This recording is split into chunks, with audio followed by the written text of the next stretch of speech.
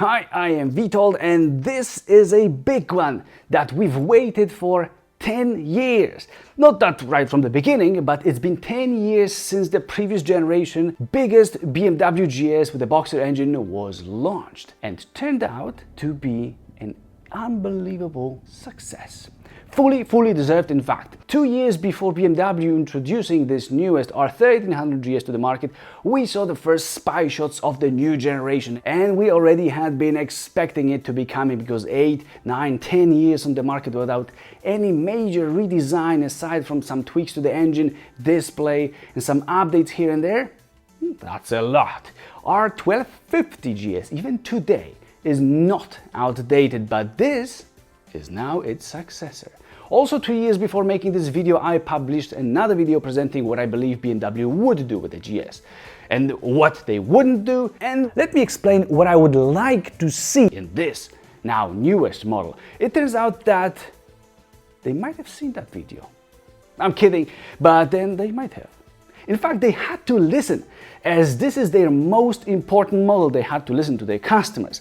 Now, in this video, I'll show you what's new in this R1300GS and which of my wishes, on behalf of us all, BMW has fulfilled. But you'll also see where they failed, either to listen or they simply just went with their own agenda like manufacturers usually do. Mind you, as I'm getting a bit mean in some points, you're watching it at your own risk. I'm going to say what we all think, but wouldn't necessarily express so straightforward. Don't worry, I'll do it for you here. To start off, the whole narrative of BMW launching this newest GS is about being lighter, more compact and less complex.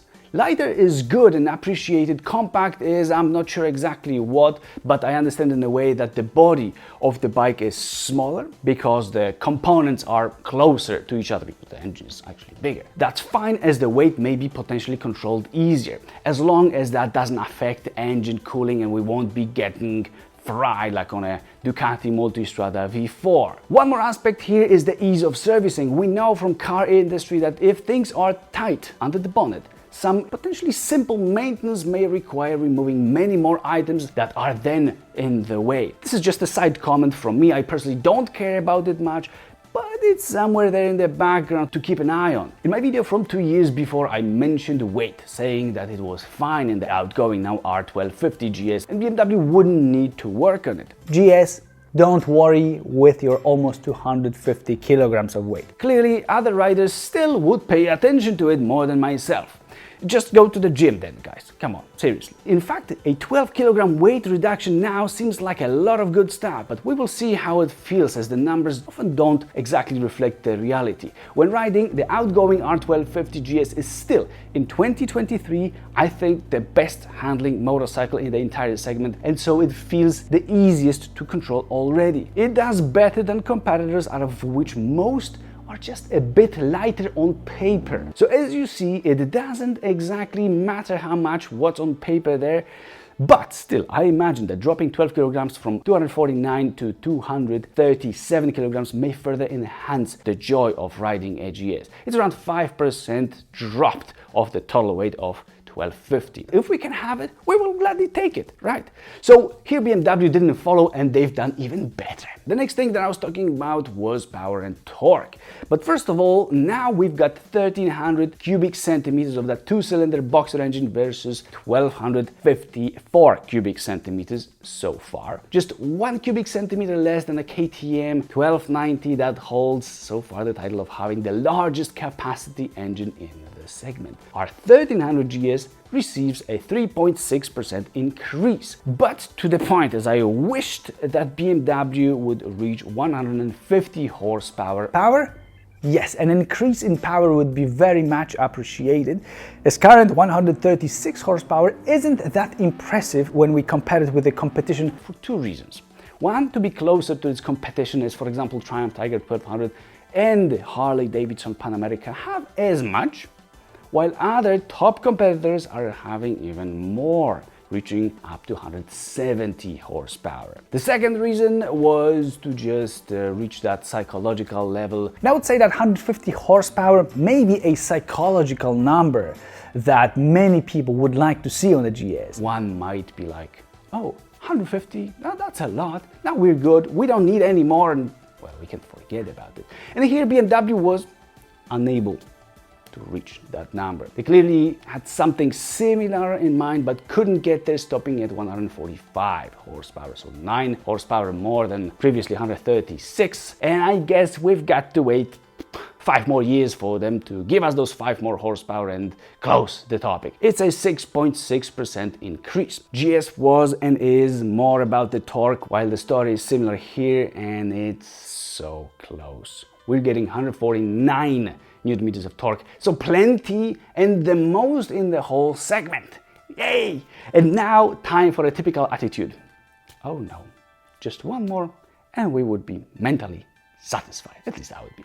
And it would be easier to remember as well. 150 and 150 horsepower and torque. The GS is a torque king already. Yeah, sure, it would be cool to have it bumped to, let's say, 150 just for the sake of reaching the number. So many unachieved opportunities here, but they stay with us. So they still are opportunities for the refresh. Now the bike got 4.2% more torque than 1250 previously had. Then in that video I also mentioned design, speaking generally and also talking more specifically about the asymmetrical front light that I would not believe at that time that BMW would give up. I also believe that the asymmetrical front lamp simply needs to stay. And we now know how very wrong I was. I can't say that I'm exactly happy about it, about what happened now. And well, if each one of us likes the new design, it's up to every one of us. But my perspective is that it looks like a Honda NC750X that I am not a big fan of after having ridden it a few months before. So it's not the best choice of design for me because of the not best connotations. At the time of showing the spy shots, I already had some mixed feelings about that radar looking like a bump on the goose's forehead, looking something like this. There is now no asymmetrical front light on this R1300GS that's been iconic. I'm surprised by that. I don't think that outgoing design is exactly pretty like Jennifer Lopez, but it was a trademark, while the risk of a radical change in such a specific spot is that people who know a GS, as it always has been, or at least for the last 20 years, would look at it and they would not recognize as much of a GS in it. I don't think actually that this is going to be the case here, because the shape is very similar still, but generally that's the rule. However, I've got to defend BMW here a little bit, as instead of maybe keeping some resemblance to the specific design feature, so the lack of symmetry, no symmetry, they kept what was added to a GS at some point later, that X-shaped daytime running light. This is the connection still. The design is slowly growing on me, knowing that we're dealing with a GS, likely with all of its other advantages and now even more advantages. If not for that, I would keep calling it a Honda R1300GS. At the same time, I gotta say, it just is too plasticky for me, and I still will enjoy and will miss, or will start missing, that rough boys image that's been with us for more than 20 years now, with all of its muscles always out. Now it's more gentle, it looks like a handsome 80-kilogram youngster going to the gym rather than a 40-year-old 100-kilogram boxer with huge arms, wide shoulders, and a beat-up face with a swollen eye. To be more specific now, you can have spoked wheels or cast alloy wheels in 2 variants as well. There's also some kind of a mix there that BMW added, quite interesting actually, saving weight while being stronger. There are shorter or taller windscreens, and that passenger seat that can become something else depending on a trim or simply on an accessory that you choose. And that's what I personally accept the design from most angles, except for this top view where it really bloody resembles a Honda here. We will see what it's like when sitting on top of it and knowing what we deal with, and perhaps all the skepticism will go away. Let's hope for that. But then there's a thing that made me jump from my chair when watching the launch a few days before recording this. So for 2 years they've kept a secret, something that I very excitedly spoke about in my video with a list of presents for Santa to bring for us in the GS. An electrically adjustable windshield that's here now on the list of additional equipment. And this is what I am the most excited about. What is also technically possible is an electrically adjustable windscreen. I loved it when I was riding a BMW R1300 RT years ago. Then in the adventure segment, it appeared for a moment in a Triumph Tiger 1200 Explorer, the previous generation of what we have right now in 2023. In the new current generation, Triumph dropped it for some reason, and then BMW now recovered it from the trash and put it on a GS, and I'm very happy about it. Good job, BMW. In my video, I also mentioned separate angle adjustment of a windscreen. What I would like to be changed, and it likely will be, is a windscreen. But I would like a one that would be adjustable in terms of its angle. And it sort of is here, as the windshield doesn't just slide up and down like in pretty much all competing motorcycles, but also changes its angle while on the way. That's because of the mount that it's mounted on. It's not done separately as far as I can see, so maybe next time. It's already good though, unless you go for a GS without paying for this electrically adjustable windscreen, and you are then left with something that uses a single sort of a lever, and it seems to only have two positions, higher and lower, like on, for example, BMW S1000 XR, and then it's a step backwards. It feels like pushing us to pay for the electric one. A simple choice for that matter. Then what had been easy to predict at that time was the front radar with adaptive cruise control system. Front radar that could and perhaps will be there in the GS, that now BMW called, upon its launch in the GS, active cruise control, or in some other places dynamic cruise control at the same time. Somehow different places, different names for the same thing. That's at least how I understood it. We know this system from Ducati Multistrada V4 and KTM 1290 Super Adventure S. It's also in a BMW R1300 RT, so it has been now adapted and is as standard right there in the big GS. You may set the maximum desired speed and the bike will automatically slow down if you approach someone going slower. It will follow that someone keeping a set gap between and up to speed that you set. This is a great thing in a car. I'm still not convinced that it's a needed thing in a motorcycle. But hey, why not have it if we can? And for example, when riding in a group, I can see it being useful then. But later in that same video, I mentioned something as a separate point, and it was front collision warning that I wished found its place in a GS. This could also assist the front radar and add a function of collision warning. For example, some red indicator flashing on the bike's dashboard. And guess what? It has been implemented. The name suggests that it indeed is a warning, and that would be fine, but then it's mentioned that there is a brake intervention. Yet it's not disclosed how it works exactly. In my video from 2 years prior, I was very certain and quite strict that there shouldn't be any brake intervention on a motorcycle for rather obvious reasons. No emergency braking should be there. However, as on motorcycles, that's definitely not going to work. If it would gently start to slow me down, I might live with it. And well, I still don't see another way, because slamming on the brakes when you're on a motorcycle, not expecting it obviously, because that's why you get a warning in the first place, it may cause more bad than good. If it saves you from hitting something and you manage to wake up and keep yourself on a bike, it's okay. But it's software, so if it understands things differently and it brakes because it qualifies a given situation differently than you, and it sends you off of the bike, then it's more bad than good.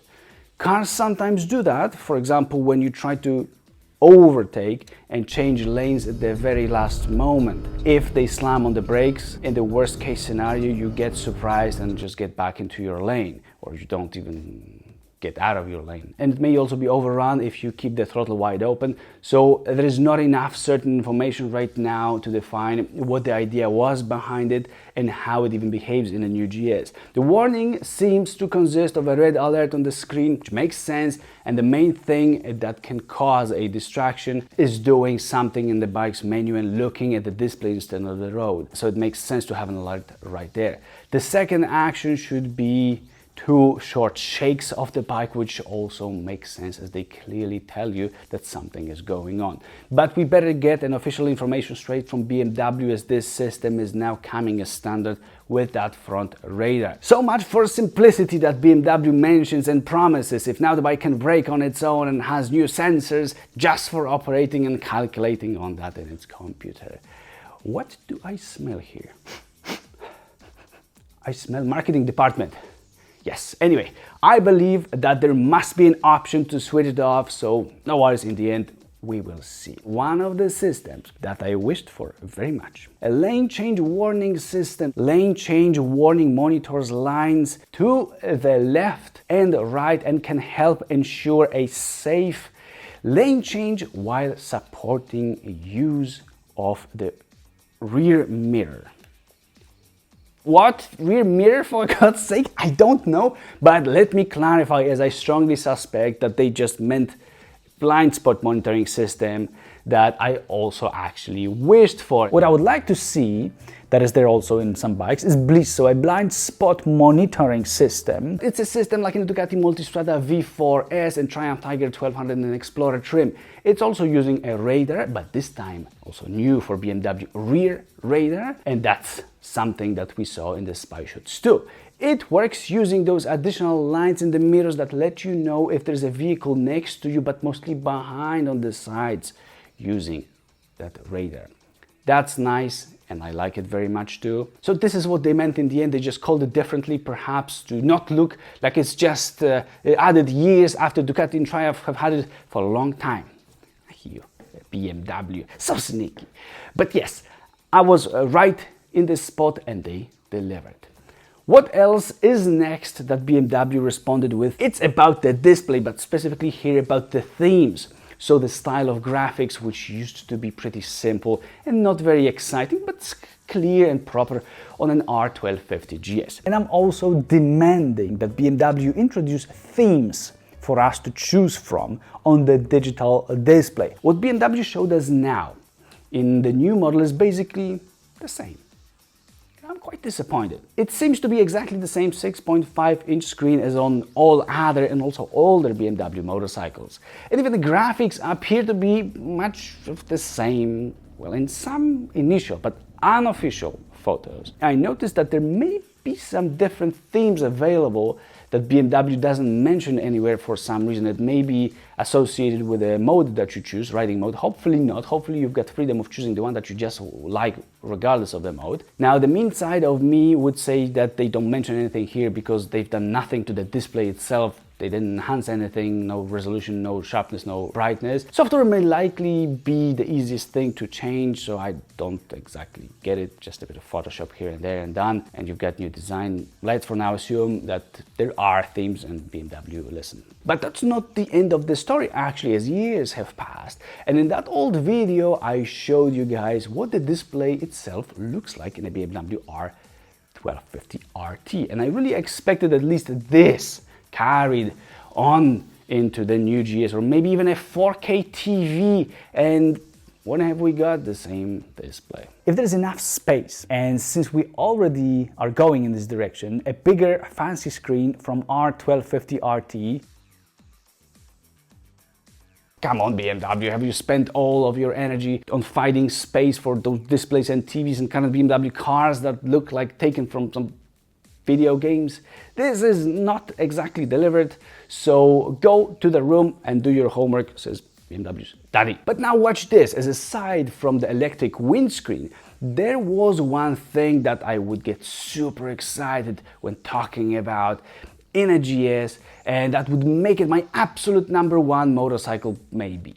A pretty much perfect one for that matter. That's what I would then probably think about it, and its engine and exhaust sound that I asked for when being silly. With what BMW could convince me to actually buy a GS would be making it sound nicely. On the website there is a soundtrack of the engine, and it appears that the new GS sounds exactly the same as the current farting one.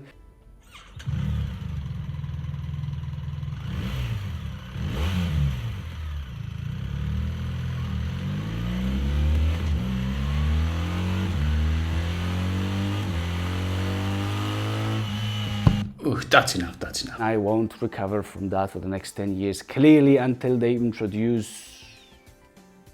And let me get back to that, as there is one good solution that I also kind of wished for, but I'll tell you about it in a moment. What's next in the books of history written by me 2 years before making this video?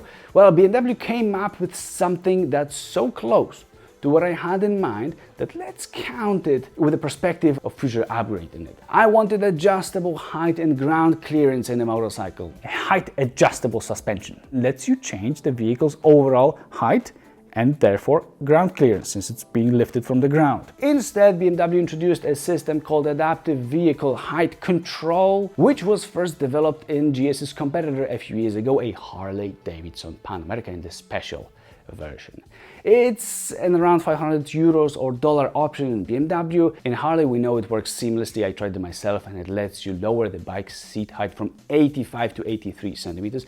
BMW did the same thing, but they claim that from the same 85 centimeters of standard GS seat height, in its lowest position, it can go as low as 80 centimeters with the stock seat, which would be crazy much, which I think is a mistake, and I think they just mixed the seats, and contrary to what they state on the official BMW websites in many languages, saying in English that you get comfortable on the standard rider's seat with variable height of 800 to 890 millimeters, so 80 to 89 centimeters. And I feel that with the lowered seat and suspension being in the lowest position, it can be 80 centimeters, while without lowering, but with a taller seat, it can be up to 89 centimeters in the taller position of that taller seat, if there is a taller position of a taller seat. If I'm wrong and they are right,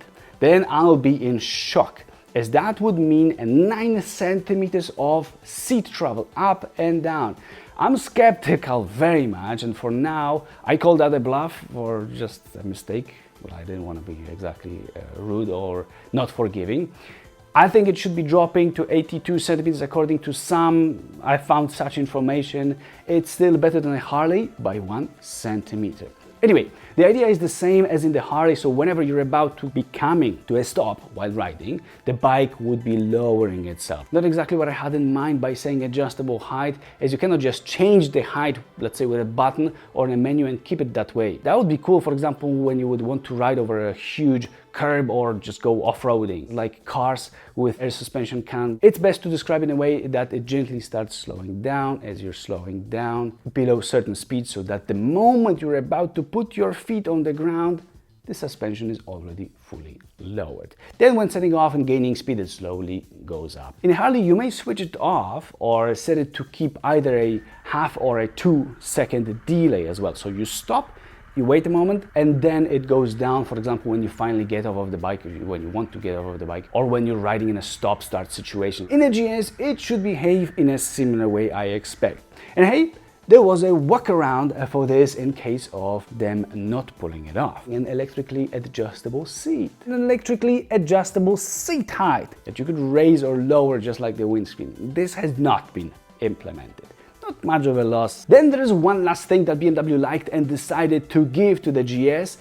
It's height adjustable foot pegs that I also mentioned. Standard height adjustable footrest would be a fine addition to. That's I assume, a pretty easy thing. I love everything that allows for customization and that lets you adapt to your very own body. Just like my electrically adjustable office chair called 7G11 that's electrically adjustable in 18 ways, and also with manually adjustable armrests, and oh, I didn't make it.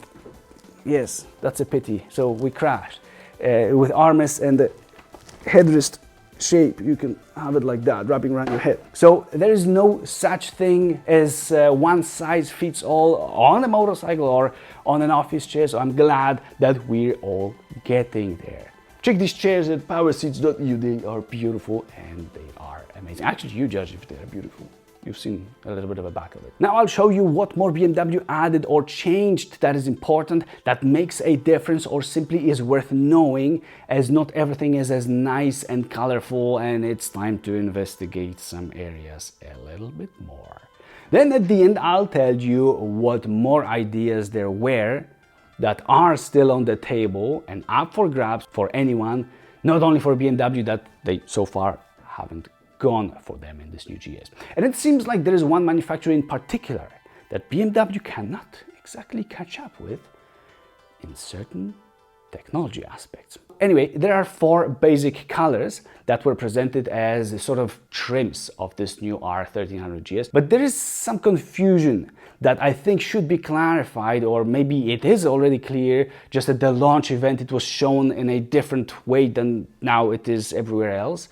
The first trim is called nothing but the bike is white, that's it. Then there is a trim called Trophy, and it's shown with a shorter windshield, regular indicators instead of the ones in the handguards, and with an availability of an Enduro Pro Pack. The next one is called Triple Black and was shown with more touring equipment rather than off-road stuff. And in the end, there is a nice green called Option 719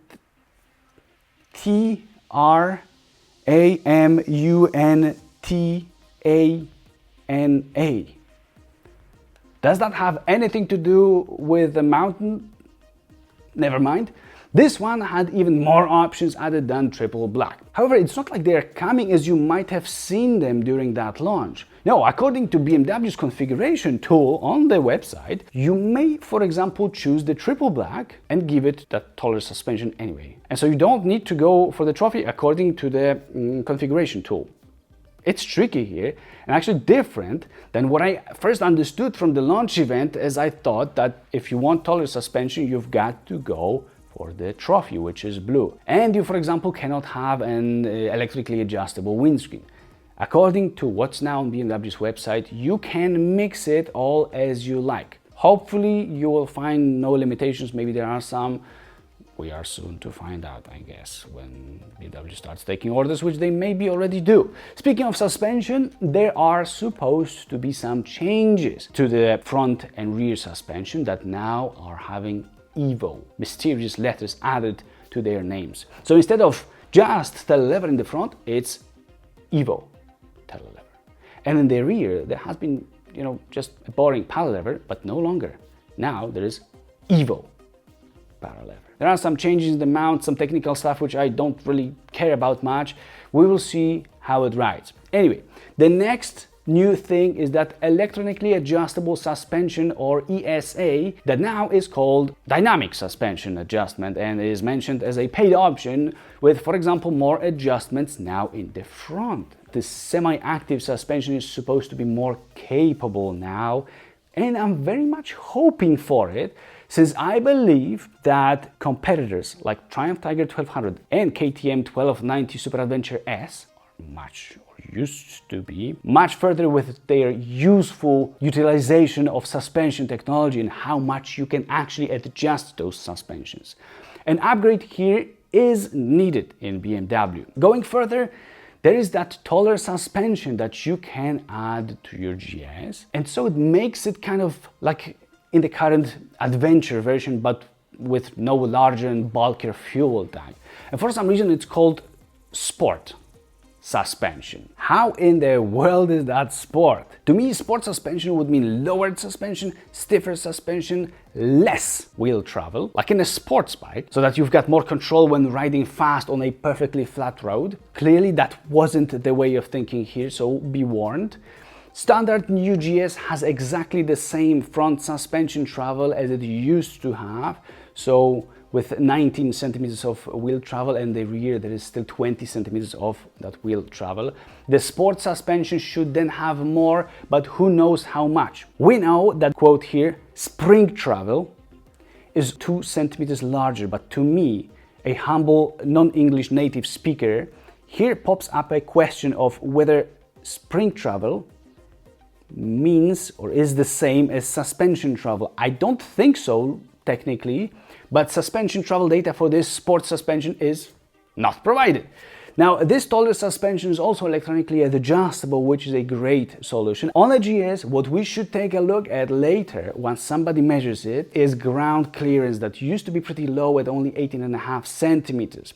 Let's find out when we can. Also, it turns out that you cannot have this taller suspension with that adaptive height function. And I get it, because if you want it tall, you're getting it tall. Good. BMW, let's introduce some consequences here.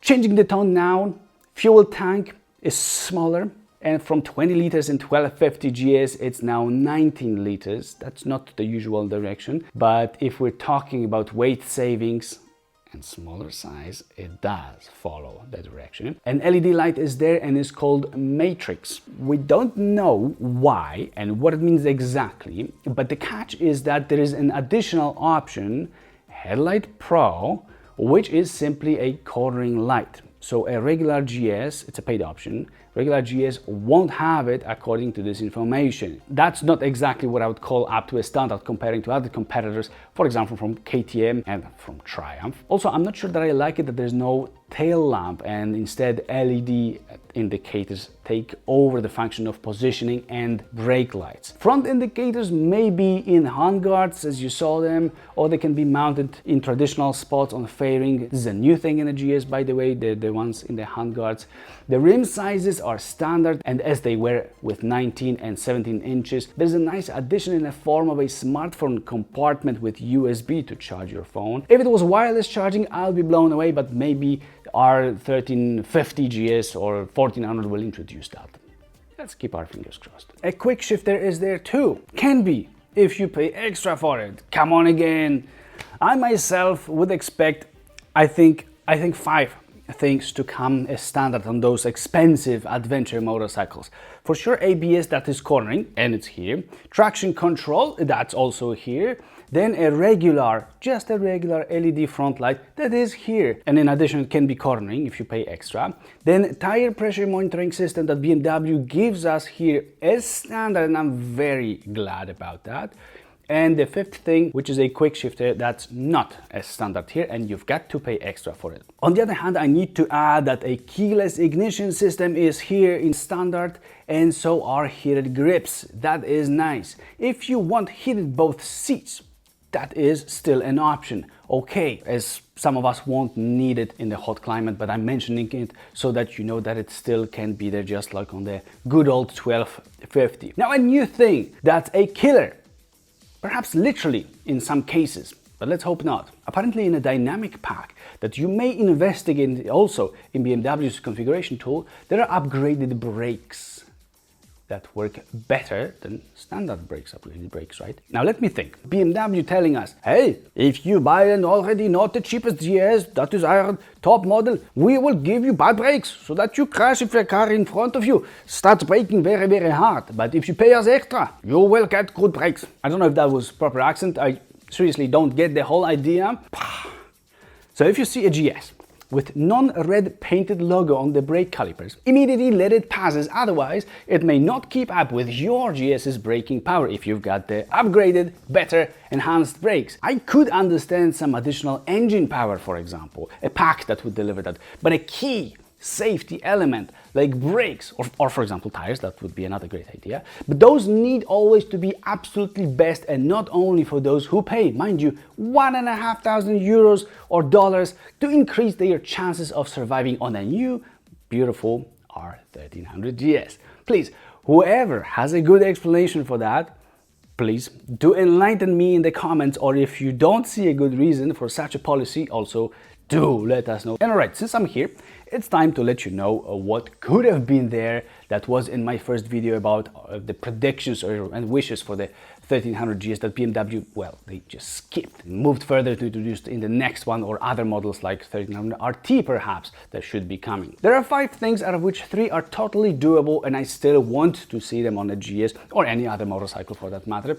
The first is a camera reading speed limit signs. Camera itself that would read road signs and could display speed limits on the dashboard, which is an amazing help, I think. The second thing is Doppelhorn. Bring back the Doppelhorn that used to be in old 1150 bikes as an accessory from BMW, and is an air horn that clears the road very successfully for you once you use it. Amazing and useful thing on a motorcycle. I would pay for that instead of paying aftermarket manufacturers and then playing with the installation of, for example, huge Nautilus horns, which I had, does the job, but it's a pain in the ass to install.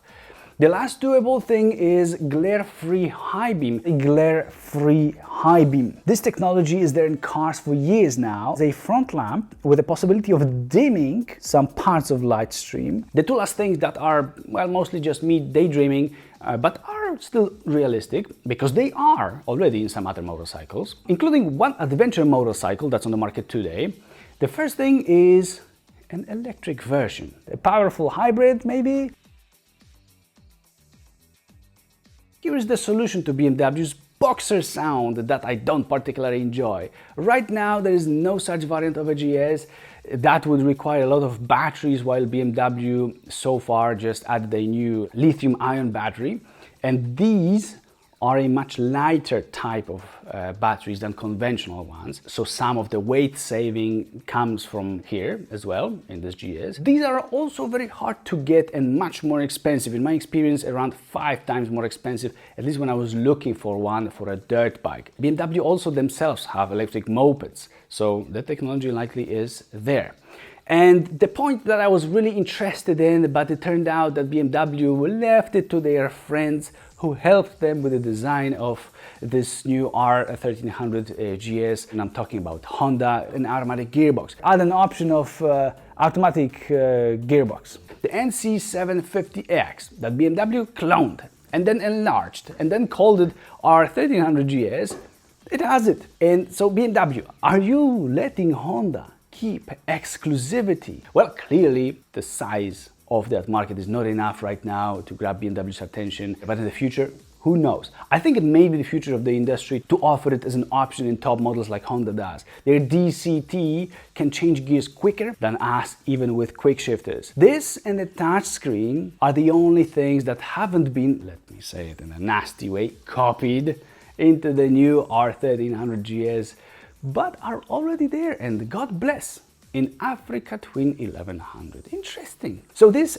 R1300GS is not a revolution in the industry. It is a GS that combines everyone else's unique technology in one bike now, except for Honda's DCT and touchscreen. The main revolution is in the design. In the new GS, there isn't anything that we wouldn't know already, and all that's new is simply new for this model. Front radar with adaptive cruise control, KTM, Ducati. Rear radar with blind spot monitoring, Ducati, Triumph. Adaptive ride height, Harley-Davidson.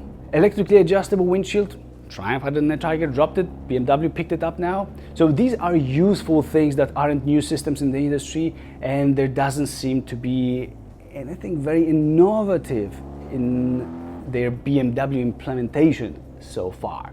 What is different is that now we've got a bike that can have them all, and I would not diminish that. It's just that it looks like BMW is running after competition in terms of the new technology, and it's not them chasing BMW. Still, it's a good job.